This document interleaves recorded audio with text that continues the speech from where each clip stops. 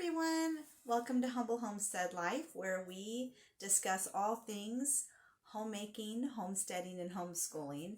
And today in my video, I'm going to be sharing with you how I'm going to reorganize my refrigerator. And the reason I'm doing this is because I'm trying to detoxify my life. That's including everything, what I wear, what I eat, what I put on my body, and the things that we store our food in. I've been doing a lot of research lately. This kind of is a new journey for me. I started it. It was last year, probably around October, I believe it was. Anyways, where I have educated myself on a lot of the toxins that we are surrounded by daily.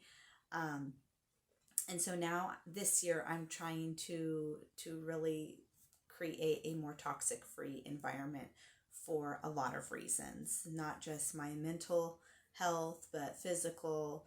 And so today I'm going to be taking some of the items in my refrigerator that everything comes in plastic packaging these days, and we all know that that is not good for you. If you go do your research on what the plastics are made out of and how it leaches into your food and affects a lot of problems in your body. I'm not a doctor, so don't take any of this as medical advice or anything like that, but I'm just, disclaimer there.